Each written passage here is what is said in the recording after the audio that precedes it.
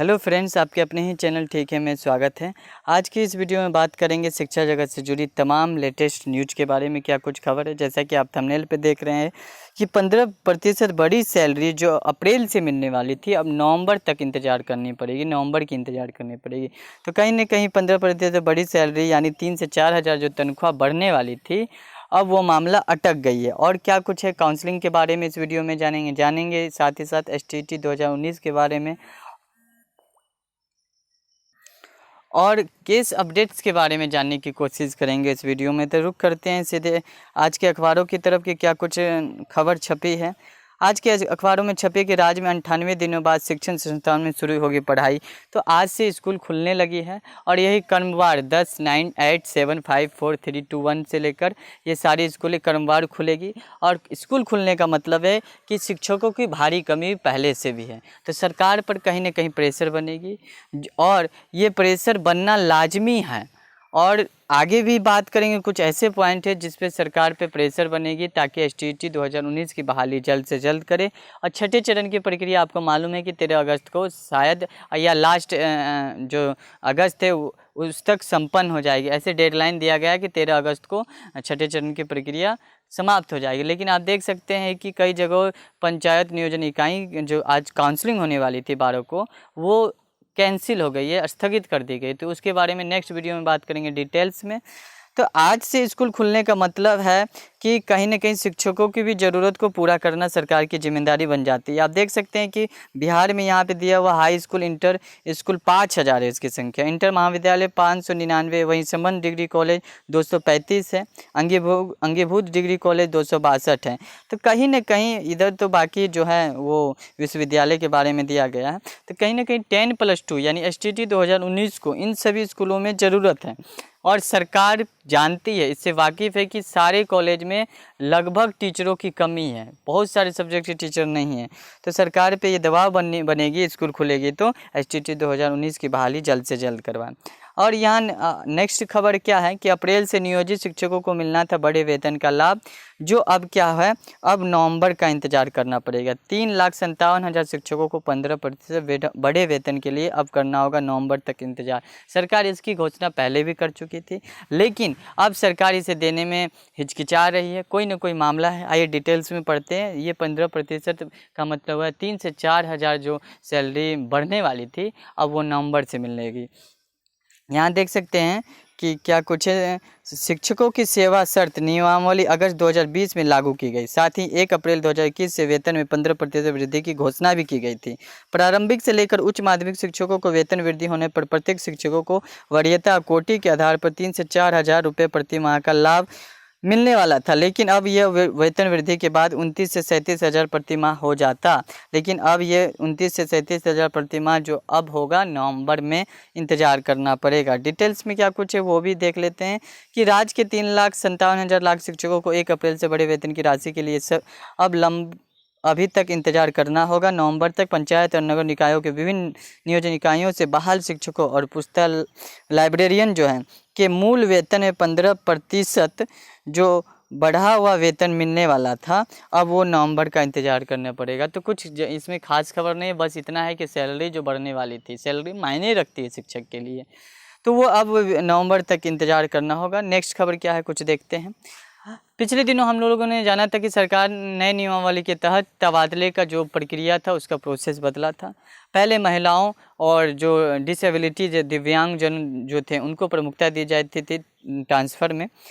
लेकिन उसके बाद हाल फिलहाल में ही ये खबर आया, सरकार घोषणा की कि पुरुष की तबादले भी अब होगी।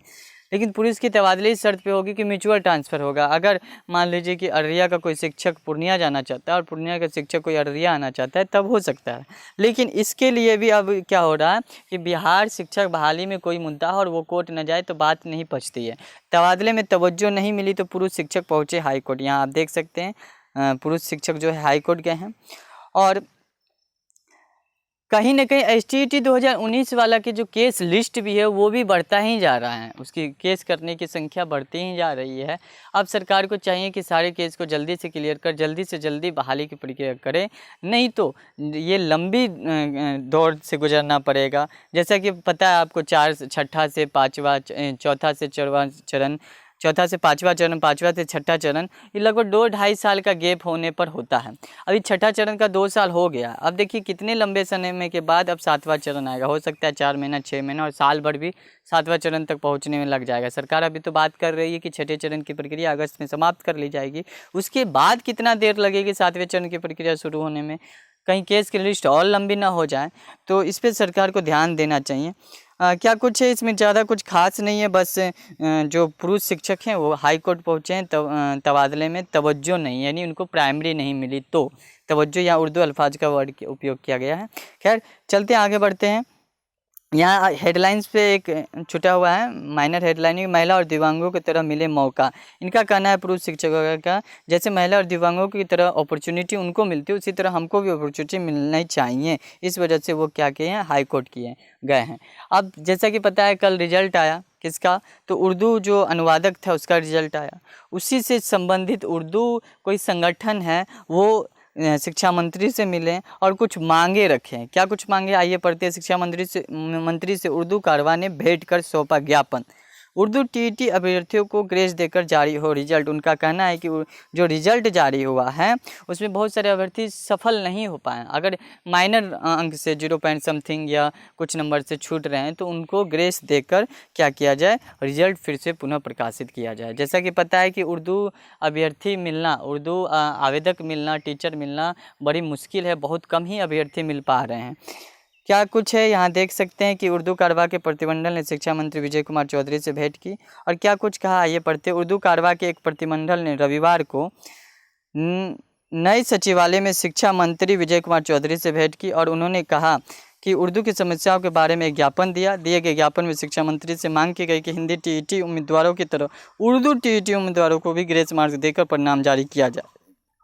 उर्दू की अनिवार्यता समाप्त करने और उसे ऐच्छिक विषय के रूप में डालने वाले जो सर्कुलर को वापस लिया जाए। इस आदेश को उर्दू को अनिवार्य विषय के रूप में रखा जाए। उनका कहना है कि उर्दू को एक नेसेसरी सब्जेक्ट के रूप में रखा जाए। हर स्कूल में एक उर्दू शिक्षक की नियुक्ति अनिवार्य हो। ये जो उर्दू संगठन मिले हैं शिक्षा मंत्री से, उनका मांग है ये, ठीक है। शिक्षा मंत्री ने ज्ञापन पर गंभीरता से विचार किया और प्रतिमंडल को आश्वासन दिया कि वह इन सभी मुद्दों को संबंधित कागजात के साथ देखेंगे। आपको बताते चले, जब उर्दू सभी विद्यालय में ज़रूरी है, सही है, ठीक है, तो कंप्यूटर की टीचर की भी सभी विद्यालयों में आवश्यकता है, प्रत्येक विद्यालयों में। तो क्योंकि डिजिटल ज़माना है, ग्लोबलाइजेशन हो रहा है, तो और कंप्यूटर का ज़माना है, नेट का ज़माना है, तो कहीं ना कहीं कंप्यूटर टेक्नोलॉजी का ज्ञान रखने के लिए एक तो कंप्यूटर शिक्षक की आवश्यकता प्रत्येक स्कूल में है और सरकार को इस पर भी ध्यान देना चाहिए। आगे क्या कुछ है देखते हैं। सभी कागजात, दस्तावेजों, आधिकारिक अधिसूचना और परिपत्रों को देखेंगे, शिक्षा मंत्री जी ने कहा। और उन्होंने आश्वासन दिया कि उर्दू भाषा, उर्दू शिक्षकों और उर्दू टीईटी उम्मीदवारों के साथ न्याय किया जाएगा। आपको बता दें ये टीईटी है, एसटीईटी नहीं है ये। शिक्षा मंत्री ने कहा कि मुख्यमंत्री नीतीश कुमार काम में विश्वास रखते हैं। बातचीत के दौरान शिक्षा मंत्री ने हजरत ये तमाम दिया है, जो ज़्यादा खास नहीं है। अगर आप पढ़ना चाहते हैं वीडियो को पॉज करके पढ़ सकते हैं। कहने का मतलब है कि इनका मांग है कि हिंदी की तरह इन्हें भी ग्रेस देकर पास किया जाए और दूसरी मांग ये है कि प्रत्येक स्कूल में उर्दू के शिक्षक अनिवार्य हो और उर्दू अनिवार्य सब्जेक्ट के रूप में रखा जाए। तो ये कुछ खबर थी। अब दोस्तों बता दें कि सरकार 15% वेतन मांग घोषित कर इसे बढ़ाने से अब हिचक रही है। इसका मतलब है कि शिक्षा विभाग में कोषांग यानी वित्तीय जो फाइनेंशियल कंडीशन है वो नहीं है, पूरी फुलफिल नहीं है, मजबूत नहीं है। तो सरकार जब 15% बढ़ी वेतन शिक्षकों को नहीं दे पा रही है, तो अभी जो छठे चरण की प्रक्रिया कर रही है जिसमें नए टीचर के रिक्रूटमेंट होंगे, उनकी कहाँ से वो सैलरी दे पाएंगे, ये विचारणीय विषय है। सरकार एक तरफ कहती है कि सबसे ज़्यादा खर्च हम शिक्षा विभाग में करते हैं और दूसरी तरफ कागजात पे कुछ सब कुछ दिख जाता है, ज़मीन पे कुछ दिखता ही नहीं है। तो सरकार की ये दोहरी नीति है, ये ज़्यादा लंबे समय तक नहीं चलने वाली है, क्योंकि अब शिक्षक और शिक्षा जगत इसके खिलाफ मुखर होकर आएगी।